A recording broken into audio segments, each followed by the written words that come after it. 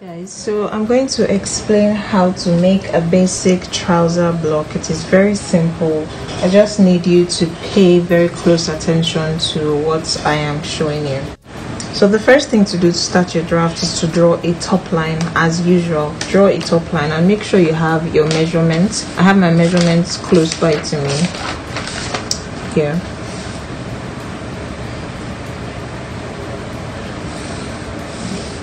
Another thing that you need to make sure of is you need to make sure that your paper is wide enough so you're not having to add paper where you're drafting. So I always just use my hip times 3/4 of my hip. That's my hip times 0.75, and you just measure from here to here, and once you have that, that's fine. The length of your paper should be approximately the trouser length plus about 5 centimeters to give room for the margin. Okay, so after drawing this top line, the next thing you are going to measure is the waist to hip, and then your crotch depth, because I said depth, not length. Crotch depth is also known as body rise, so in case you're confused, you can just write body rise and then crotch length. So my waist to hip is 21 centimeters, so I'm just going to measure this down from here, and my crotch depth is 26 centimeters. So I'm going to measure that in 2 places.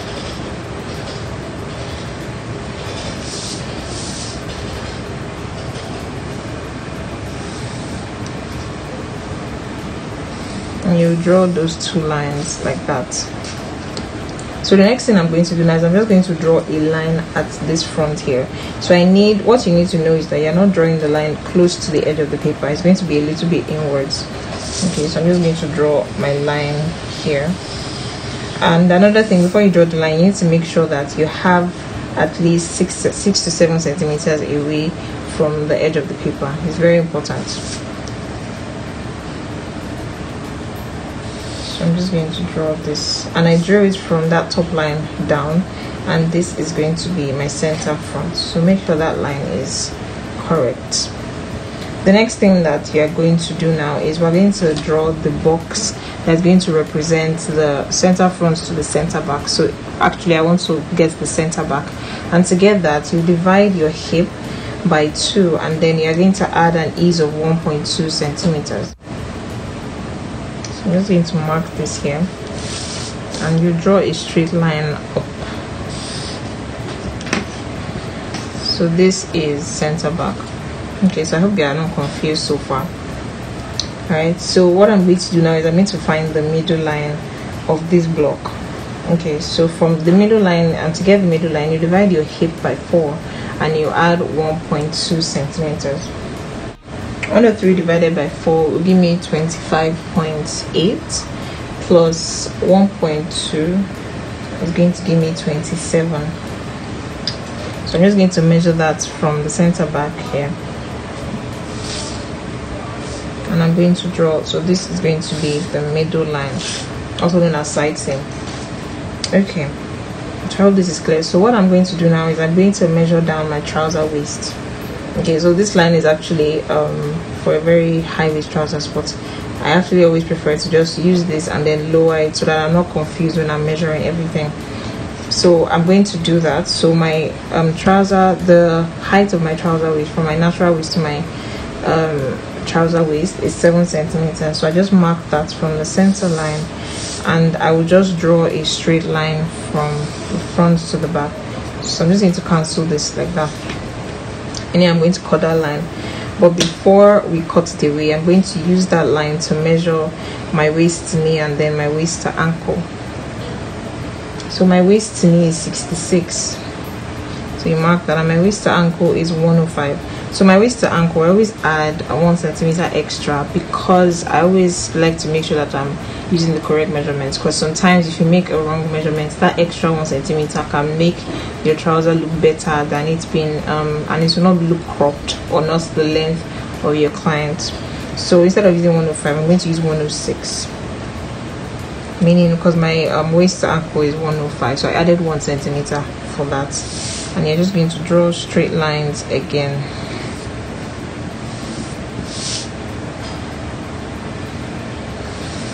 Okay, so I'm going to draw this line down to meet those lines here. So this is the knee and this is the ankle.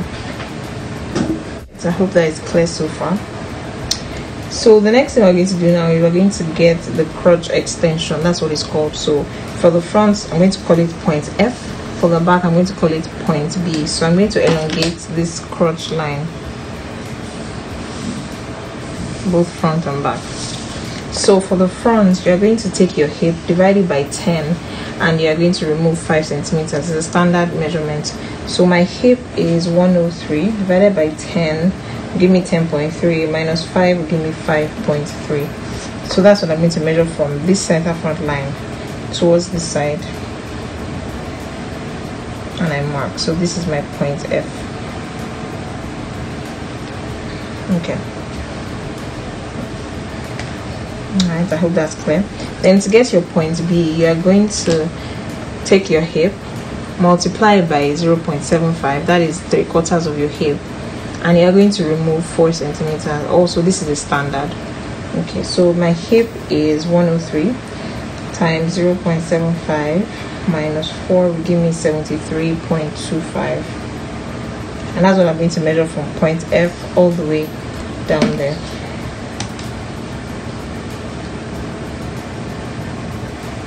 So that is point B. But for this, it's always advisable to go down. Actually, for both front and back, it's advisable to go down by 1.5 both front and back. Some people just do it at the back, but I prefer to do it both front and back. So I'm going to come down by 1.5 here for the back, and also for the front. So that will be my point F.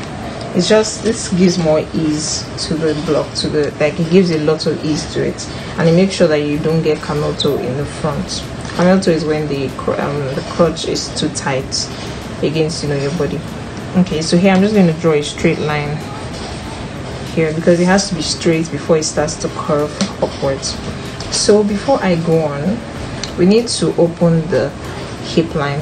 And you'll be wondering, oh, why are we doing this? The reason for doing this is because we need to make room for the back bum. So if you draft your trousers like this, what you're going to get is the back is going to be lower than it's supposed to be, and then it might end up showing, when you sit down, it's going to end up showing all your underwear. So there are, I'm going to just give you, I'll put it on the screen now. You open this by 3 centimeters for hip 80 to 90. You open it by 4 for hip 90 to 100, and you open it by 5 for hip 100 upwards to, you know, as high as you want. So that's basically the standard. So my hip is higher than 100, so I'm just going to open this up by 5 centimeters.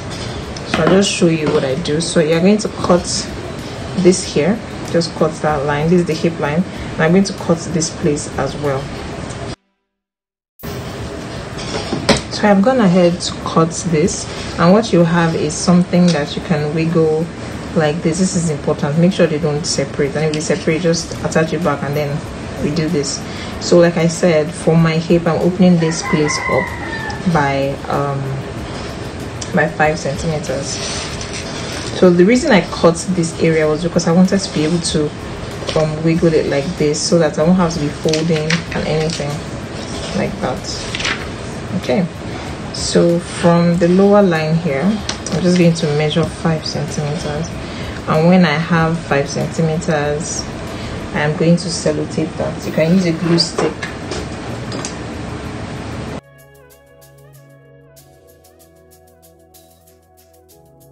So I've done that, and what the next thing I'm going to do is I'm going to draw this line all the way down like this.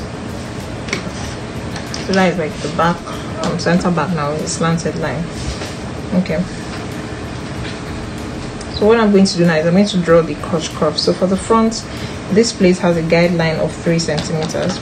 So from that point here, you're going to come up by 3 centimeters. Okay, also from the hip line, you're going to go up by 5 centimeters. This is just a guide. It's just a guide. Again, you can just draw your curve straight like that.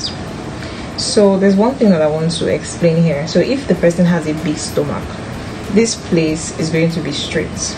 If the person has a regular stomach, you know, regular, not so big, not a prominent big stomach, this is going to go inwards by 1 centimeter, 1 to 1.2 centimeters. Okay, so for me, I'm going to go in by 1.2. So if you have a big stomach, just ignore this step altogether. And I'm just going to draw. So you're going to take this slanted down like this until you get to that lower point there. Okay, so this is the curve I have here. So from point F, I'm just going to draw a straight line down here.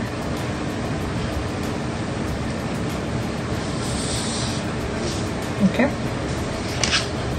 well, the back is 4 centimeters. The front was 3, the back is 4. So it's actually from this point. This is not the slanted line, so here. Okay, and this one you just find halfway between those lines, and then you mark that. So again, this is a straight line, and then it starts to curve upwards. And this is what you have at the moment. So I'm going to quickly let me draw this straight line first, and then I'll do the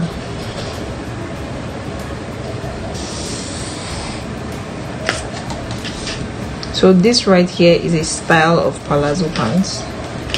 Very easy, just a straight palazzo pants, no, nothing fancy on the palazzo pants. So this is just how it will look like, and then for the waist you just add, you know, an elastic and whatnot.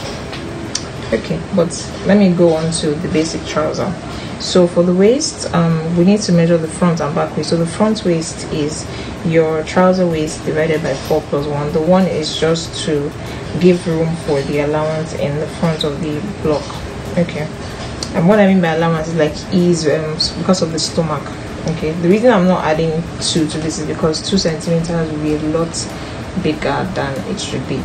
So if you've taken in my classes before, you know I always add 2 centimeters, but for this one we're adding just 1 centimeter. Okay, so my trouser waist is 84. 84 divided by 4 will give me 21. Remember I said quarter of your waist plus of your trouser waist plus 1 centimeter. Then I'm going to add 1 centimeter. That's going to give me 22. So I'm going to measure from here inwards. So this is where it is. And I'm going to measure the same thing at the back. I know you'll be wondering, oh, why are we doing that? And I'm going to explain why. It's just a lot easier when I do this. So I'm going to measure that same 11 and 22 here. There. So now I'm going to do a little bit of maneuvering. From here to here is 22, right? Okay, so half of the waist is 84 divided by 2. That's 42 centimeters. So I've already taken out 22 here. So it means that for the back, I need 20 centimeters.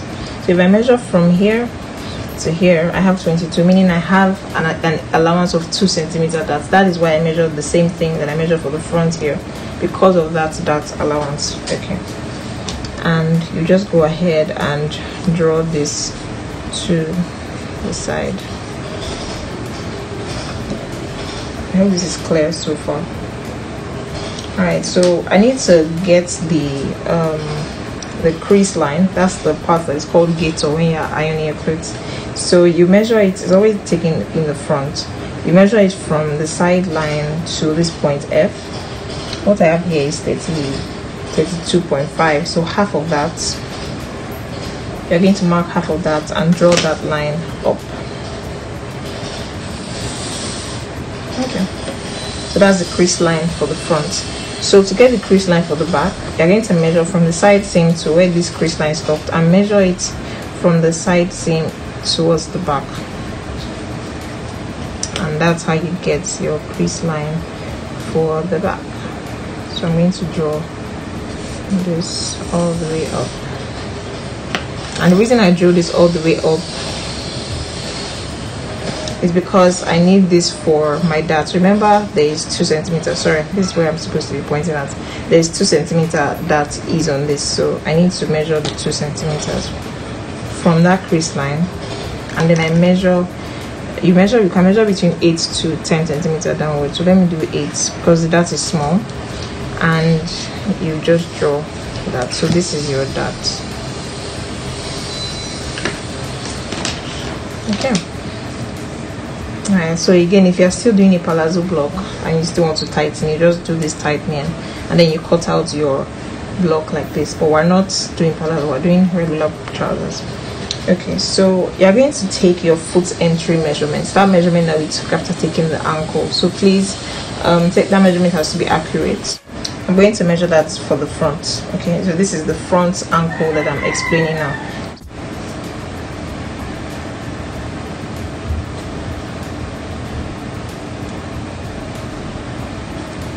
Okay, so I've marked that here. So for the back ankle, from here towards the side, from here towards this side.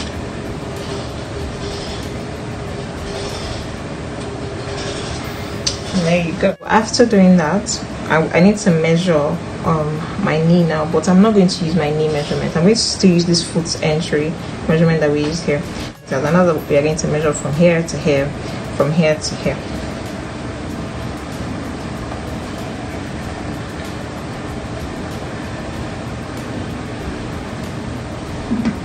Okay.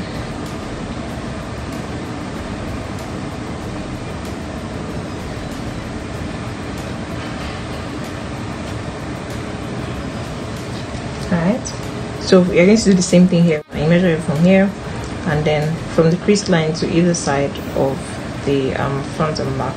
Okay.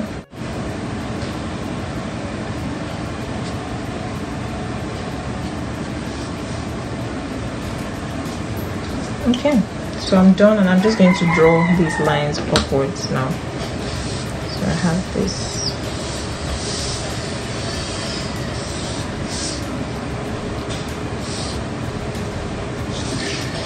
Okay, and I'm going to draw this.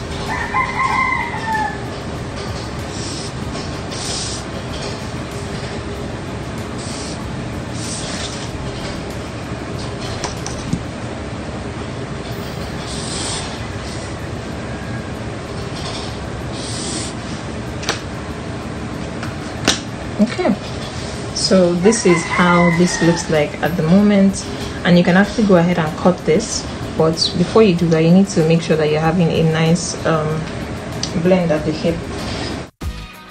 I need to also blend this part so you just get a curve that works for you. Make sure it's not too curvy because then you have a very weird shape.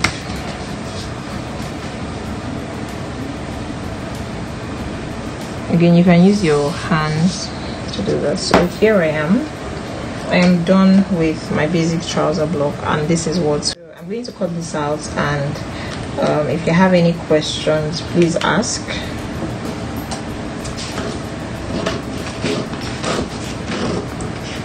Okay, sorry, before I go on, before I actually finish cutting, I always do an adjustment at this front area. I need to sellotape that back together.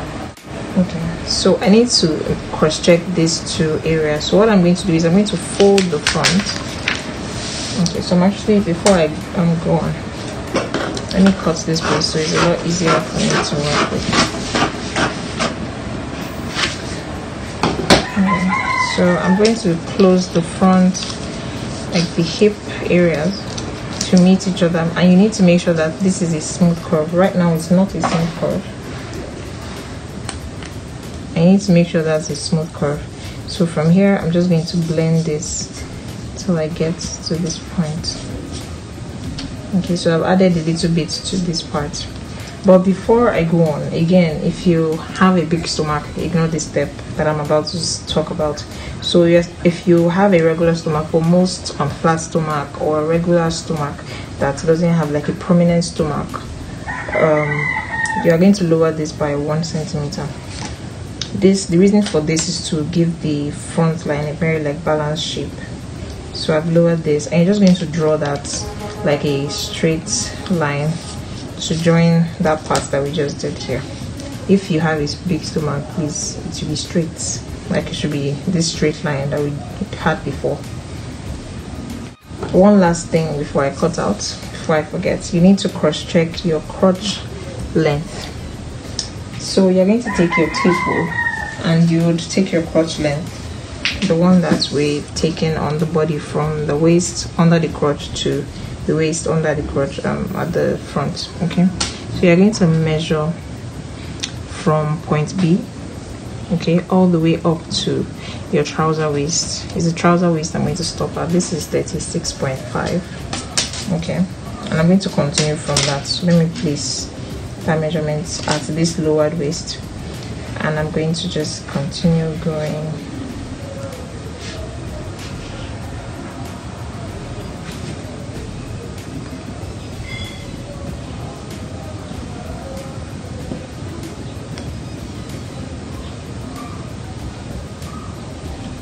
Okay, so here I have 58, and I'm sure you'll be wondering, oh, but what we got was 70. So what I have by measurement was 70. So what you need to note is that we've removed this upper part here. Okay, we've removed this upper part, and that's where we actually measure. We didn't stop at the trouser waist when we're taking this measurement. So what you need to do is from here to here, you're going to measure it and multiply that by 2. So from here to here for me is 7. So 7 multiplied by 2 will be 14. Okay, so I'm going to subtract whatever I multiplied and got by my crotch length. So my crotch length is 70. So when I multiply that, I'm going to get 56, and what I have here is actually 58, which means I won't have excess, so it's going to be like roomy, and then it's going to be fine. Okay, now if you have more, it means that you either need to lower the center back or you need to lower the center front again. So if you have more, like for example, if after I calculated this I got like 50, and then what I measured on the body was 58, it means what it means is that first of all, the first thing you do is you need to reduce your back opening, because what that means is that you have a flat back. That's what this part means, that you have a flat back, when what you measured from here to here is a lot more than, you know, after doing all this calculation. Then if you notice that it's bigger, for example, if you use 3 centimeters here to open this place, and then you realize that, you know, what you measured from here to here, and after subtracting it from, you know, these measurements, that you actually have less, that means you need to open this up more. Please don't open it more than 2 centimeters. After 2 centimeters, just leave it as is and then manipulate it elsewhere. So I hope that is clear. So I'm going to go ahead and cut this out. This is perfect for me, so I'm going to go ahead and cut this out.